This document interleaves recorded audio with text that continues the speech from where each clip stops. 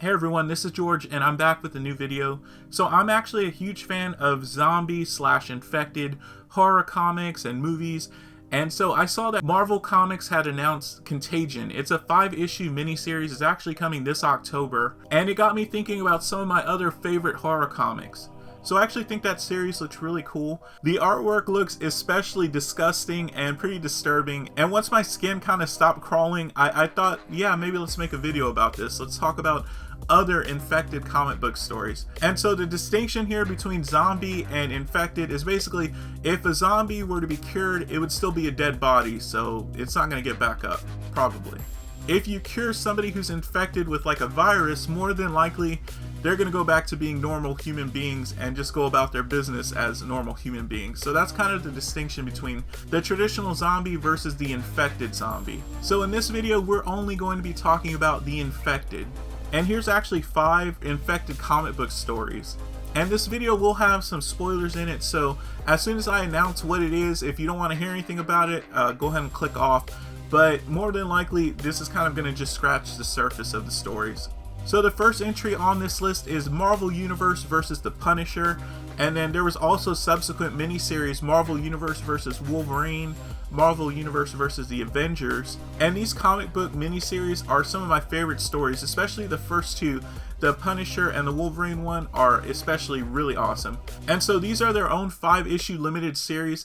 It's set in the same universe. The first story in this series begins with Marvel Universe versus the Punisher, and then it's followed by Marvel Universe versus Wolverine, and then it ends with Marvel Universe versus the Avengers. Each of these stories follows the individual character, Wolverine, Punisher, and the Avengers. I think Hawkeye specifically in that one. And it actually accounts for each of their actions during this infected apocalypse. So this whole infected apocalypse actually comes to pass because a mysterious bioweapon is actually released into the water supply. And one by one, you actually start to see the heroes and the villains of the Marvel Universe start to succumb to the infection. It causes violent behaviors to be amplified, but they still have this sort of instinctual level of intelligence. And it just ends up resulting in this world of cannibals where there's very few survivors left, and one of them being the Punisher, and it's actually a really cool story. I love the Punisher miniseries most of all because it just sets the Punisher loose in this apocalypse, and it's honestly everything you'd expect the Punisher to do in this sort of setting. And it's just so interesting seeing his character navigate through this apocalypse because you'd think this might change him in some way, seeing his friends and former allies turned into these bloodthirsty creatures. But what's so cool about seeing the Punisher is he's still the same cold and calculating vigilante he was before this whole infected apocalypse. So it's really interesting seeing his kind of inner monologue and his thoughts on the whole situation. One of the other really cool things about these miniseries is that there's a lot of action, there's a lot of horror. You're going to see some of your favorite characters in really terrible situations. This series is definitely not for the faint of heart, and if you're a Marvel fan and you don't like seeing your favorite characters kind of torn apart, you might want to avoid this one. But if you are a horror fan, if you love comic books, if you love zombie movies, if you love infected movies, this is probably one you're going to want to check out. The next entry on my list is 28 Days Later from Boom Studios. I love the movies 28 Days Later and 28 Weeks Later. I'm still waiting on that third film, but something actually very cool happened. Boom Studios, the comic book publisher, actually got the rights to produce 28 Days Later comic books, and they actually had a pretty good long-running series. And so if you're not familiar with 28 Days Later, what originally happened in the film, again spoilers, be warned, after an animal rights group broke into a research facility and they were trying to release the test subjects. Well, these test subjects, these chimpanzees, I believe, they're actually infected with this highly contagious disease. They call it the rage virus in the film universe.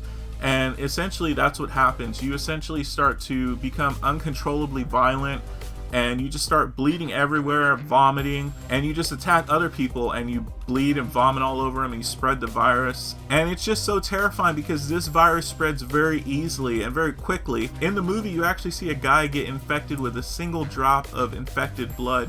So the reason you'll want to track down the Boom Studios 28 Days Later comics is because they actually follow the character Selena. She's actually a major character from the first film, and she is tough as nails, and it follows her story. She escaped, and then she actually ends up going back into the infected zones, and the story itself is very good, and it lets you know why she goes back. And the comic itself, it actually feels like you're watching the movie. It's the same kind of bleak, dark art style. If you're a horror fan, if you're a 28 Days Later fan, if you just like infected zombie stories, this one's definitely worth tracking down because it is a really great story, and I especially like how well this comic ties into the films. The next entry on my list is DCeased. This is actually from DC Comics, and it's still being published. I think they're up to issue 3. So DCeased is actually DC's kind of answer to the infected zombie apocalypse.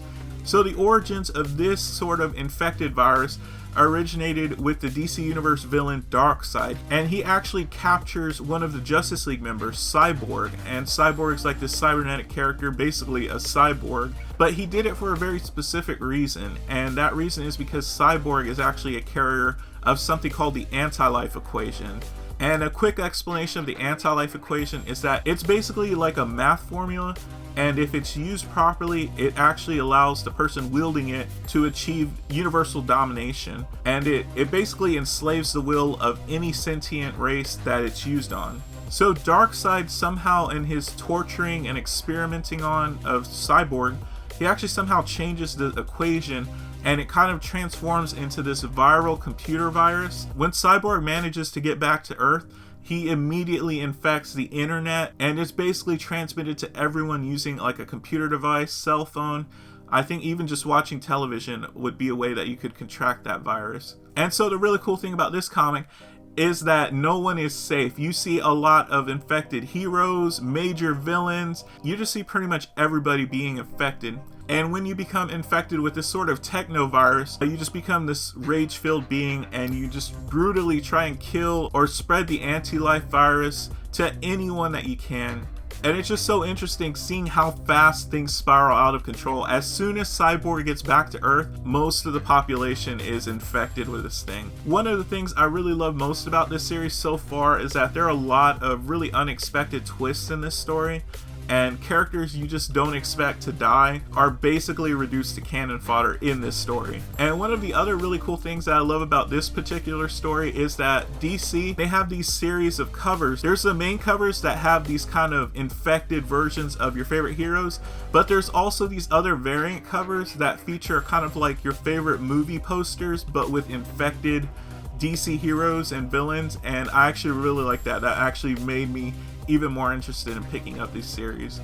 So like I mentioned, this series hasn't finished yet. You can still pick this up as it comes out, and this is another tough story. So if you don't like seeing your favorite heroes and villains taken out, and by taken out I mean brutally murdered or turned into infected monsters, well, this one might not be your cup of tea. But if you love horror comics, if you love zombie infected stories, this is definitely one I really enjoyed, and I think you probably will too. Another comic I wanted to discuss is Black Mask Studios' The Wilds. Black Mask Studios is actually one of the independent publishers, so if you want to read this one, you're going to have to track it down. But I actually remember seeing a promotion for this comic. I remember seeing the cover, and my skin was just crawling when I saw this cover. It just seemed weird. Body horror is kind of like a staple of the horror genre, and it always kind of gets to me, and so this cover actually made my skin crawl. But I also thought the cover had just this really unique look, and I really wanted to read the comic. But unfortunately, I haven't got to read the comic, but I did want to mention it. So in this story, The Wilds, well, basically the world's kind of over. This is the apocalypse happened, people lost, and now it's just whoever's left trying to survive. There's this sort of mysterious infection, and this infection seems to change people into these zombie-like plant beings. What I think also really got me interested in this story, and hopefully I'm going to be able to track this one down, is that it has a really unique look. It's really colorful and really beautiful, actually. And to me, that's kind of like a huge contrast to the normal run-of-the-mill zombie apocalypse, or just apocalypse in general kind of story. You know, usually the world is kind of in ruin and everything's demolished. Well, that's not the case in this world. It's almost like things are actually better because of this sort of infection. And these flora zombies are just really brightly colored, and each one has this unique floral infection, and it almost seems like the planet is basically restoring itself at the expense of humanity. So I think if you have the time and you want to track this one down, this one actually seems like something that would not only be a really good infected story, but also something that's unique in its own way and not exactly your run-of-the-mill infected story, or at least not visually. Visually, it looks like something very different and, of course, very interesting. So I think that's something that I want to read myself, and I think if you like infected comics, that's something you're probably going to want to read too. And the last entry on my list, and I'd say probably the crown jewel of the infected comic book subgenre, is The Crossed. So I want to warn you before reading this, if you choose to read this comic, it is extremely graphic. I would say this thing's not for the faint of heart. It could actually be off-putting and maybe even make you sick to your stomach. The reason that is because you're going to see things in graphic detail. They leave nothing to the imagination, and you actually see it depicted.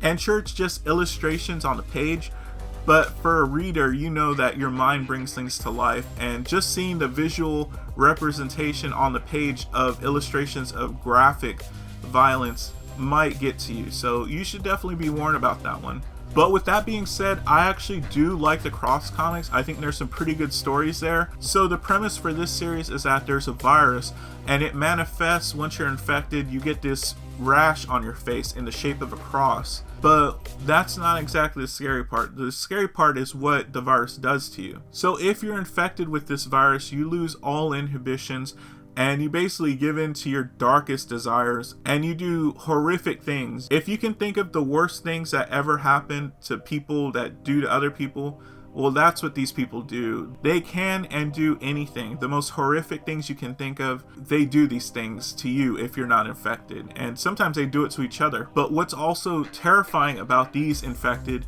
is that they haven't lost their intelligence. Most of them are still intact, but they seem to be more cunning. I would say even more intelligent. When they're not doing horrible things to a person, they're looking for more people to do horrible things to, and they spend all of their time hunting for uninfected people. For survivors in this series, you just see how awful it is being a survivor in this series. What ends up happening to survivors, I would say, is like a fate worse than death. And so Cross Comics from Avatar Press, there's a lot of different stories. I think it's still ongoing. If you're a fan of graphic illustrations, if you like mature content, Cross actually has a lot of really good stories. And if you can stomach them, well, then you might want to pick up The Crossed. So that's it for this video. I really hope you enjoyed it. I hope you track down these stories, and if you do, I'd love to know what you think. And I'd also like to know, do you have any suggestions for me? Is there anything you think that I missed and you think I should check out? I'd love to know. Let me know in the comments section what you think. And I hope you enjoyed this video. If you did, leave a like, share it if you loved it, and as always, thank you so much for watching. I'll see you in the next video.